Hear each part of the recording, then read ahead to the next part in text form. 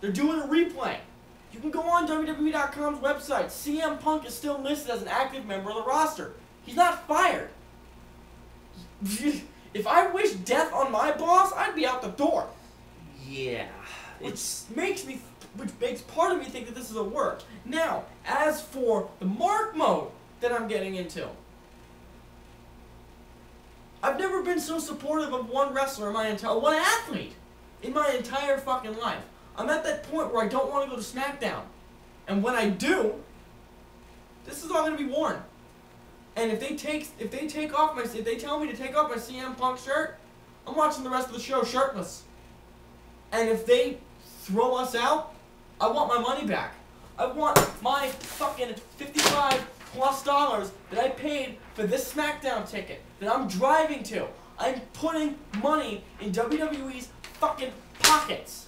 If they throw me out for supporting my favorite wrestler, I want my money back right then and there. And I hope WWE sees this video. If they want to take us down again, go for it. It wouldn't be the first time we've been taken down by WWE, and the funny part is, we've been supporters of them for the last almost 30 years. You know, we've been through the good times, we've been through the bad times, we went through the horrible times where it was just painful, and then we've been through it all. You know, here's the thing, at least for me, the reason why I'll be taking a slight sabbatical from it is because I'm tired of the product. I'm at that point where, you know, I watched Raw. I didn't watch the main event. I'm dead serious. I watched all of Raw, but the main event. Why? Because it's John Cena. I have nothing personal against the guy. I'm just tired of seeing him on the show. I'm tired of seeing him win. I'm sick of it. I was elsewhere. I didn't come out until CM Punk was on the screen. That's when my interest kicked in. SmackDown's the same thing. I don't really care for SmackDown when Orton's on TV. Orton can disappear from SmackDown. I'll enjoy the show. They can have Cody Rhodes, you know what? They can have the referee stand in the middle of the ring for 2 hours, and I will enjoy it over Randy Orton, because both of them are at that point where it's ridiculous. They always freaking win.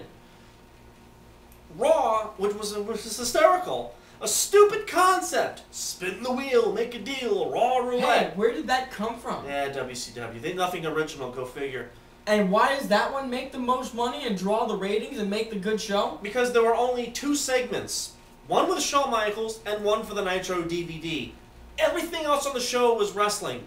And isn't it weird that Raw was good? Because they promoted, yeah, the matches were kind of, yeah, okay.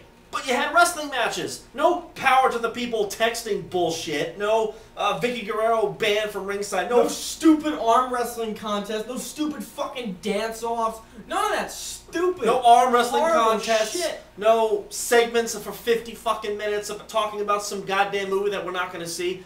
WWE put on a wrestling show. Whether they want to admit it or not, they put on a wrestling show. And a damn good wrestling show. I'm not happy with some of the results. But that's the way it's supposed to be. And it's not because of CM Punk bookending the show. Has nothing to do with Shawn Michaels either. This was the greatest Monday Night Raw of 2011 thus far. This was a fantastic show. And you can thank 5 people for that. 5 naturally gifted wrestlers. You can thank them for that. This was a fantastic Monday Night Raw. I couldn't think of anything bad until John Cena. But that's nothing personal against him. It's just the way he's been booked and the way he's been shoved down our throats. And the fact that he's fighting R-Truth in a table match, and R-Truth is in Money in the Bank. So R-Truth winning tonight is irrelevant. R-Truth losing tonight is irrelevant. So, again, they destroyed their main event. That's the way WWE's been for a long time. They finally put wrestling on the show, and I mean deep, solid wrestling, without commercial interruption, without... Very limited commercials during the matches. The Sin Cara Evan Bourne match had no commercials. And it was a beautiful match. The Cody Rhodes. The Dolph Ziggler Kofi Kingston match had 1 commercial break. A beautiful match. And it was a fan-fucking-tastic match. The CM Punk Kane match, while not a great match, told a great story. made sense in the context of the characters. Big Show Del Rio in a cage that I can't stand because there's no blood. Great match. Great match. Great story. You know, and even the Mark Henry thing, well executed. I wish I knew what the fuck he said, but we'll get to that another day. But well executed. This was a superb. I would give this Monday Night Raw 4 stars. I would give 4 this 5. a B, even a B plus. This was a fantastic Monday Night Raw. The women's match, short but sweet and to the point, great. And to top it all off, the 4-man tornado match Was good. which made no sense, was a very good was match. still actually pretty good. So it makes me wonder, if WWE puts on wrestling, and the fans watch wrestling, and you throw in, oh, don't forget to buy this DVD, it's gonna work. And CM Punk essentially took everything that the internet wrestling community, the wrestling fans as a whole, from the age bracket of about 8 and up, he took everything that everyone has felt, said, thought, dreamed, written down on paper, put it on any website, anywhere. He took all of it and set it out. Whether there's repercussions, whether there's part of a story, or however you like it, or however you don't like it, whichever way you slice it. This was a fantastic Raw. CM Punk is now a marked man. And or a made man. he will be now given the spotlight. If him leaving WWE is a cover-up and is part of a story for a bigger plan, awesome. If he really is leaving WWE, no matter where he goes, People are gonna watch. people are going to watch. In fact, I guarantee you right now, if he shows up on TNA, which he won't, because he hates that company, but if he was to show up on TNA, ratings will turn. will spike. People will turn to see CM Punk. People will turn to Ring of Honor to see CM Punk. I know that people have said this to me for a good couple years. There isn't one person that draws fans to a certain network. Bullshit. Bullshit. Hulk Hogan did it in the mid-90s when he jumped to WCW. Hall and Nash did it when they jumped to WCW. CM Punk has a bigger fan following than Stone Cold Steve Austin. Austin was a company man. Austin fought the system the way McMahon wanted him to. CM Punk came right out and pretty much said, fuck you. He took everything that was great about WWE tonight and buried it. Now, There's normally no you're not supposed to do that, but he's more so, and you think about it, before he debuted in ECW, the guy was over. His first match was just incredible. Fans were already cheering Even him. if there were 3,000 people were cheering CM Punk. Whether they knew who he was or not, they were cheering him. When he became ECW champion, he was awesome. When he had his feud with John Morrison, he was awesome. When he became world champion 1, 2, 3 times, he was awesome. When he became tag team champion, intercontinental champion, everything Punk has done, he has had some form of respect. Whether you jeered him legitimately or cheered him legitimately, he's always had a fan following. It's right. John Cena's the best in the world? Bullshit. Really?